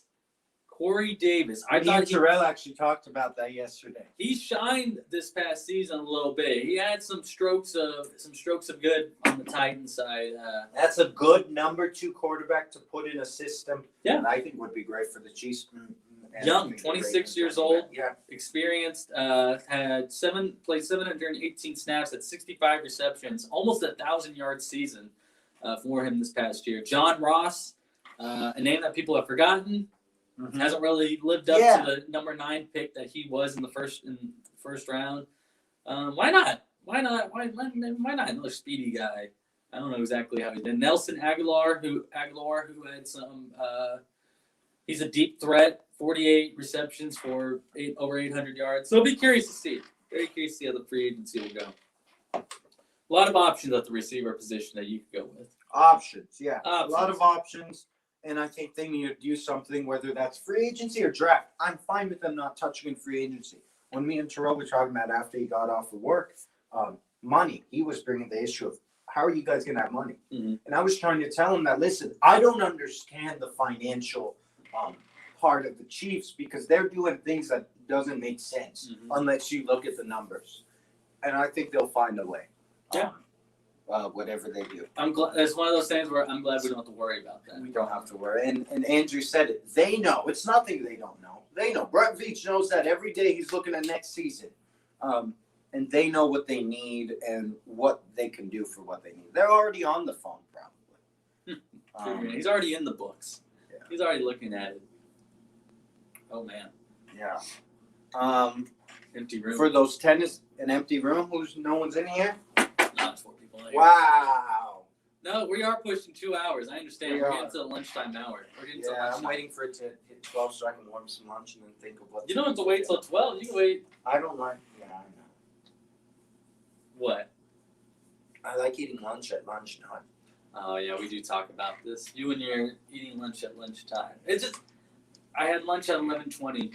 Like To every me, day. the It's so later weird. I eat lunch means the later I eat dinner, which means the less I'm hungry after dinner. If I eat dinner at 6, I'm going to be hungry at 9. If I eat dinner at 8, I'm not going to be hungry at 9. I'm limiting how much food I have to go get. My hunger. I'm limiting the power my hunger has. We can make a grocery store run today if you want to go to the I don't grocery know. store. I have to do homework today. Today's homework day for I'm glad you said that. Today's a homework day for Marco too. homework day. Good. Wow. I'm in school. Yeah, I'm trying to be an academic. trying. Well, you're graduated. That's what I meant. Yeah, I'm a student of life now. Wow. Amen. Why did we have a third cup of coffee here? I noticed this. A second cup of coffee yesterday. I had that second cup and it mellowed me. The Mellowed. second cup didn't do anything. The third cup does magic. It's a Third third. cup I think might be the craziest cup of coffee. Might listen to music one though. Maybe hop on Clubhouse. Yeah, oh yeah, we can definitely hop on Let's Clubhouse hop on later. Clubhouse. Yeah, you want to hop on Clubhouse Let's later? hop on After you get your Clubhouse. homework done. No, before. I'm starting my homework after I gotta lunch. charge my phone. I'm starting my homework after lunch. Yeah. Because I need to eat. So I'll chill a little here and then I'll start after lunch if Pavin's watching because Pavin wants us to be done with our stuff by 5 p.m. We got a new group and Pavin Oh, wants us to be. new homework group. Royal season outlook, Raj. Good question because I believe the yearly prediction came out yesterday. And do they want to do something? Do they want to flirt with 500? It was what's the word? It's Pekka that does it. Not Pekka. Pecota. Thank you, Pecota. Pecota every year drops its its projected win totals for each team in the MLB.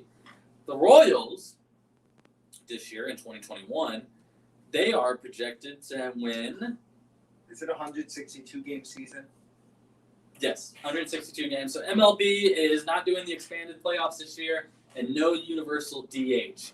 But they will keep the 7-inning games for the rescheduled Okay. for rescheduled games that happen because of COVID or something. And they're switching the balls apparently.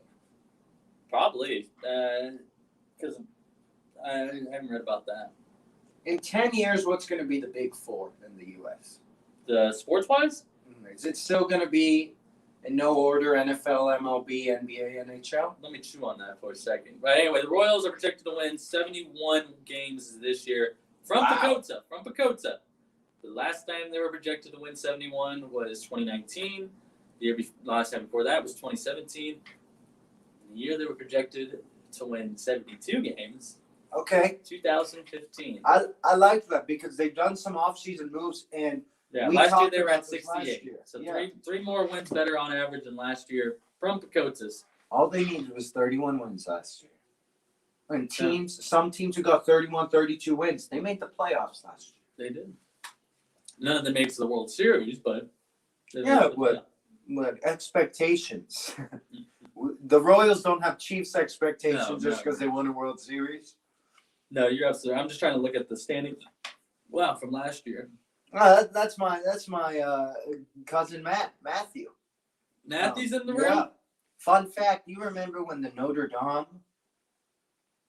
Was on fire? yeah, Yes. I well, said blew him- up. He and his parents, my uncle Mo's Heating and Cooling, Mhm. and all of them, his wife and their kids, they were in France, so the Kansas City news outlets tried to get a local look at the event, so they interviewed him for it. I'm like, Oh, Kansas yeah, City yeah. guy was in. He was in France when it Yeah, happened. That's yeah. awesome. That's great. That'd be crazy. Crazy. Yeah, I don't know if that's. I'm sorry. I don't know if that's great. I didn't say great. We said crazy. Small A world. unique experience. A unique experience. Not everyone can say that we're there when that had happened. That was 2-3 years ago. I can't tell you. Maybe 2 years ago. I do remember when that happened though. I feel like I seen something recently that they just started work back on it. Restore. That was a crazy thing when that happened. Nuts. Last 3 years, man. We haven't even finished 2021 yet. It's already been crazy. Man. Royals were 26-34 last year. Yeah. Go down to 36 and 24. 36-24. Yeah, and here's my thing. They think they realize. Yeah. Oh no, sorry. 26 and 34. Sorry. I'm just thinking in my head the improvements that they made this year, because last year they were, runs were a problem. That's scoring them and allowing them. They couldn't keep up with how much their pitching was giving up, and Couldn't keep up with how much their pitching was giving up. yeah, Wow. and I think that they're trying to solve that problem, and they would go out and get players like a Carlos Santana to be put in that middle of the order. Hey, Jorge Soler, though, has been the spotlight of this team. I'm really excited. I'm always excited. Remember, we always get excited for the first 20 Royals games. Just to Yeah, see I what was the happens. biggest Royals fan I've ever. I was watching their first 10 games. When Marty, it was a perfect time to be in a pandemic. The Royals were coming on every day They because were they making me angry. had to make up games that they had missed. Yes. Marty was getting really angry. He's like, it's irritating watching because they got good pitchers. Yeah. We had some good young. Brady Singer was playing well. That's what I'm excited for, man. I'm excited to see what this new rejuvenated offense. Yeah, Raj is Raj answering your makes a good question. point. I want to know if you think MLS has a chance if all that happens, who are they replacing? And I always felt like that was hard for us to look at it because, I mean, at least personally, right? I didn't have family here who saw the hockey team. I think it may replace. I think it may replace hockey because That's the thing. Yeah. hockey is still a long. Ooh, he says MLB. Now in 2010, ESPN released this thing that said they interviewed, they surveyed different kids. They surveyed elementary school kids who said they liked the MLS more than MLB. And that's fine because MLB has kind of shot themselves in the foot. Rob Manfred, hint. That And NBA's kind of going up, right? Because it used to be NFL, MLB were probably 1 and 2 in whatever order. Now NBA is going up as MLB's going down, whether they're out of the top 4 or not. I'd be fair to say NFL and NBA are the top 2 leagues in the country.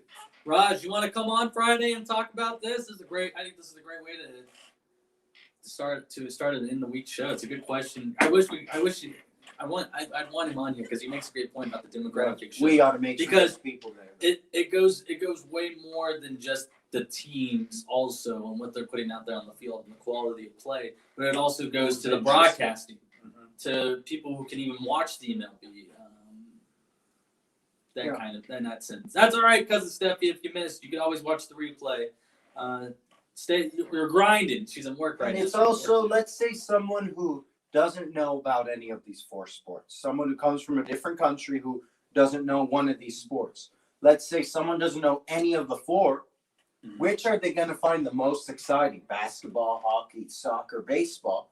Which are they going to find the least exciting? I'd say they'd find baseball the least exciting. Someone who doesn't know. And even because I'm kind of making that You're personal. exactly right. My family never enjoyed baseball because they didn't understand it. They thought it was slow. My dad would joke about they're just eating sandwiches or chewing tobacco, right? Taking the health part of it. They just didn't understand it because they didn't grow up here with it. Yeah, it's America's pastime. Mhm. It's called America's pastime for a reason because, I mean, I'm not sure if baseball was before football in this country, but It probably was. I think but, it it's was. like just like MLB how was. soccer's called the world sport because. And there's many reasons for that. People don't realize how cheap it is for someone, let's say, the kids in Africa who have, let's say, 0 money. What's the easiest sport to play? Soccer. My dad said, all you need is something that is a ball. It doesn't even have to be a ball. You know how to roll up your socks and make a ball. You know that. That's how people play. That's how our grandparents played sports. Soccer's easy because you don't even need a goal. You know, you go to the park and you find 2 trees that are close to each other. You take out your jacket and you make a goal. We've done that before. Look at that. But that's what my dad would always say. It's easy. He said there was a sport they played with wood that was similar to baseball. Oh, stickball. I know. They didn't call it stickball there. I don't know what it was called. But yeah, maybe it was something because it had to do with wood, throwing the wood, something like that. It sounded similar to a baseball and a cricket, but no idea what it is. I think it's just like a backyard Croquet? sport. Not croquet. I'm pretty sure English or American sport. Dang, you really just I'm sorry. What was that with I the was jacket talking. and the goal? Just to like make a goal. Like you throw off you never, I mean, you know, my I mean, dad like loves to play putting like soccer. 2 cones. Yeah, just cones, Oh, I see anything what you you're have, whether it's That's a ball awesome. or jacket. I thought he like hung it up in a tree and you guys No. practiced like your No, just makeshift goals. And that's what he would always say. That's why soccer is a world sport. It's because it's might be the easiest sport to play. Yeah. I'd say basketball, as it's growing in popularity, like I'm saying the logistics, like as simple as we can think of, but that you just need a ball that can maybe bounce or something you could throw, but then you make a little hoop, A basket. a basket. Football, as people understand the sport, it's something similar, right? You're right. And that's not to take away from baseball. Baseball is a fun sport to play, although I never played. It's But it's I'm just thinking of it's trying fun to. to play, but not everyone's playing. That's the thing, and that's why they have promotionals like "Let the kids play," but then they don't let them play, and they have these stupid fines and some dumb rules that just change the game too much, and they're trying to appeal to, and they think that they're making changes that appeal to to viewers. But once again, you forgot who your viewers are. You forgot that viewers are baseball fans, the true people that watch the game. Because a few years ago, when people were saying that baseball's slow and baseball, that's baseball, baby. That's just how baseball is. It is. You cannot change the way the way that Rob Manfred has tried to change the game just to please the average, just to please the people who don't watch it regular, has pissed off the people who watch it regularly. They were trying to get viewers like us who watch 20 Royals games, but that's about it. Maybe 30 Royals games. We just tune into the local broadcast. We don't tune into the ESPN broadcast. We don't tune in. I don't watch Sunday Night Baseball, Monday Night Baseball, that kind of stuff. And they changed the game, and they lost those viewers who just liked baseball. We just loved watching baseball. You got baseball fans, you got sport fans, and Yes. you got just casual people Yeah. who are watching TV. How are you going to attract all three? That goes with every sport. Basketball fans, sport fans. Football fans, sport fans. And you have those casual people. How are you going to attract the casual and the sport fans? And that's why I want to bring Raj on Friday, because he makes a great point about the demographics, and I want to do more reading up on it, because there's also just TV contract stuff that goes into it, and because in certain areas where you can't get the games, you can't watch baseball, because they're making it that much harder for you to watch baseball. That's what I mean when they're saying they're shooting themselves in the foot, is because they're limiting their viewers in their own, like they're doing it to themselves in a way. They're doing it to themselves, changing the pitching rules, giving relievers, changing the rules with bullpens. It's a whole. And it is a slow sport.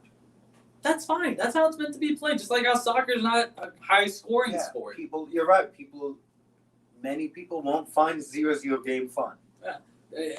Baseball people watch baseball the way soccer people watch soccer. There's little things that you catch. The little things that you catch. You watch, you can sit down with a baseball-minded person and watch a game with them, and they're over here predicting the pitches. What's he going to throw in this 3-2 count? I always said I thought. And it's literally analytics. Making you think analytic. Isn't baseball where That's analytics were? psychology too. Isn't that where analytics were born from? Was in the sport of Right, yeah. baseball. You have to be analytical when watching it. I think outside from penalty kicks, maybe free throws, I feel like baseball just as a whole is the most psychological mental sport. Although we've said the things of it not being fun, I always admired how, I think I saw stat, I don't know how fast the batter has to decide whether they're going to swing or not. Yeah. But they have less than, I don't know, they just maybe have a couple, Well, and that very, very small, not even half a second. and that right there, when you change the way that when you change the game, when you change a part of the game that makes it analytical, because we just said you have to watch you can watch it analytically or just like a regular viewer, see it as it is. But that's why people love baseball, is for the analytics. And so when you're switching up rules of how many times you can bring in a different pitcher, well, that's changing baseball, because you bring in 3 pitchers in 1 inning, because maybe that's strategically smart the right way. Do you Because think right now batters are taking advantage of the most pitches? Like they're trying to take the most pitchers from the pitcher? The reason I'm asked that, 20 years ago, do you think they did that? Or they were just hitting? If they liked the first pitch, they hit. The reason I'm asking is I wonder if analytics said, let the pitcher just throw. Let him get to a full count. Let him throw 5-6 pitches on you. I would think so. That might analytics, the argument against it is, what if that has a play in making the game less fun to watch? I don't know. You know how little I know about baseball. Well, you just said kind of was like Moneyball. Mhm. Take the pitches. No, I don't think so. I wonder if 20 years ago they did that, or were they not letting it get to full count? Were they didn't care about that? They just I think that just all goes into game planning, who the team is and who the manager is. In that sense, I think we'll have to ask people who don't watch baseball anymore why they stopped watching. I think that would be interesting if they ever did a research on people who never watch a sport and which sport they would enjoy. Or people who never watched any of those 4 sports but watch something similar, like whether it be a cricket or if anyone watches handball in the world or a rugby, and seeing those sports that we think are similar to our sports. If there's one thing fictional that needs to be nonfiction, it's ESPN and the Ocho. All the time. Give me ESPN and Ocho all the time. That's why I love the Olympics. I'm not saying those are ESPN the Ocho sports, but No, I mean, make it like put handball on there. Put handball. I love handball. handball Water polo. highlights are really cool. Water polo, I think I'd be great at water polo if we didn't have to tread water. If Yeah, the water was 3 feet, put me in there. But it's not 3 feet. Put men's and women's volleyball on the channel all the time. I love watching. Volleyball's one of the hypest sports. Indoor, outdoor. Put it out What there. I would do to be at that semifinal game, women's beach volleyball, Brazil and US, 2 of the best teams. In Brazil, where actually volleyball is the second most popular sport after soccer, after football, what they call, right? Yeah. I bet that was so high. It's 30,000 people beach volleyball, semifinal. That's crazy, man. Gymnastics can be hyped. We talk about GOATs. Simone Biles, the only reason she might not be in GOAT conversation is because she's only been in 1 Olympics. She does the It's same not thing. her she fault. does- She could have been in 2. Exactly. She does the same thing she did last Olympics and this one. She can go down as maybe, or not even maybe, the greatest gymnast of all time. Our parents would say, not Nastia Lukin, but there's this one girl from Romania from the 70s, 80s. Mm-hmm. I was gonna see if that was someone commenting to me if the name was, but no, that's my mom talking about my Mom does know. my Aunt Tracy. I was talking about my family in California. She just got put on as secretary. I want to say of Gaelic football. Just got hired on. I found her name. Nadia. Look, she knew. Nadia. Nadia Comaneci. So, like, I know that because my dad knew, and I think everyone in the world knew. I think she is known as the GOAT gymnast, I think. But she even said Simone Biles isn't the GOAT yet, but she very well can be. She said that last Olympics because people were asking. And she even said, like, she's not it now, but she can be it. Is it true that she's creating like her own Simone? like her own? They're naming moves after her because Well, she creates them on her own. She had that one. We should watch her all around. It was Yeah. hype AF. The little move she does, I can only do with my fingers because the little flip, whatever. And that was something that no one's ever seen before because she created it. She on her did own. really well. Boom. Hey, I don't doubt it. When they brought up the GOAT, when Bleacher Report had that tweet asking who the greatest GOAT was, greatest GOAT athlete of all time, people were making fun. It's like, Tom Brady's not even the best athlete in the It's photo. the worst one on the. Well, I think then you got to change that argument. And remember, my friend Logan Evans said that, and I brought that up, and now everyone was talking about it. Maybe now we need to distinguish individual and team. Yeah, And that's maybe right. Brady has the accomplishments to be the greatest team GOAT. Greatest team GOAT and the greatest individual GOAT is Michael, Serena, Simone. I think Simone. I think but Simone has medals outside the Olympics. I think she has 21 medals. But that still counts. That's 21 medals. Because Everyone they have talks about the Phelps. international games, right? They have the international games. Mm-hmm. The different things. There's other bigger competitions. You know, it's like soccer. There's a World Cup, but you also got Euro. You got UEFA, which I know UEFA is not an international thing, but it's still one of the biggest cups out there. People go over to Europe to play in that. It's a big deal. What are you looking at? Because we're about a minute and a half away from 2 hours. I was trying to see how many medals Simone Biles has, but what's the most in the Summer Olympics? And I think I don't know if she'll get there, but someone had 18 medals.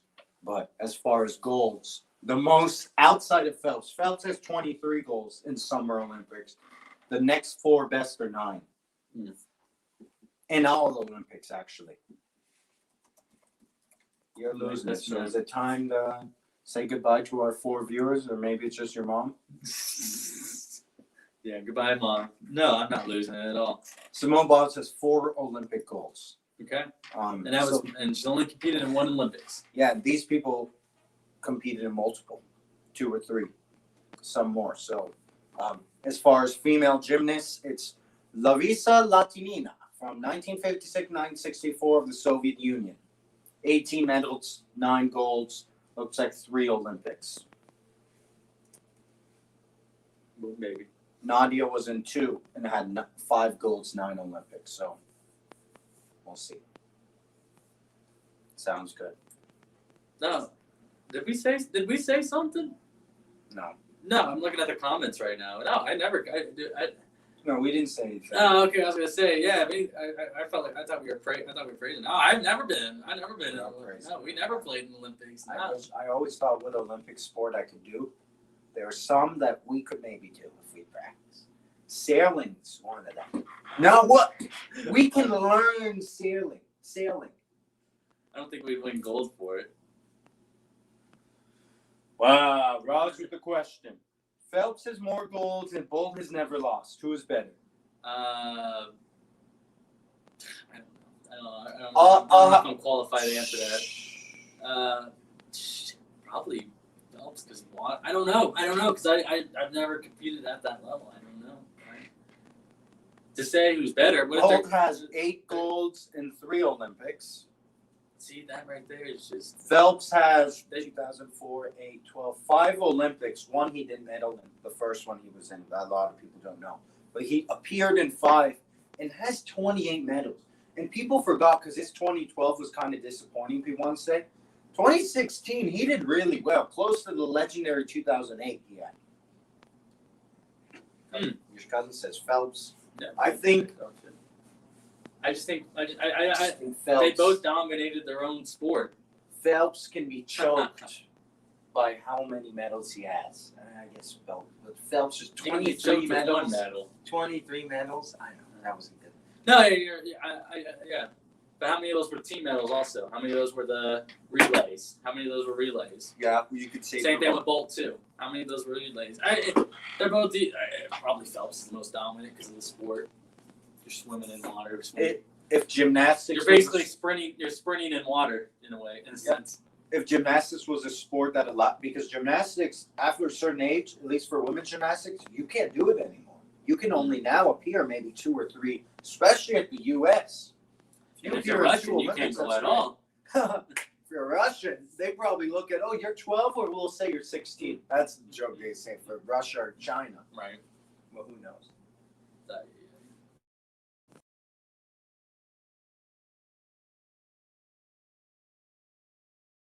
Is better. The phone died, Armand. Oh! All right, we're done for the day.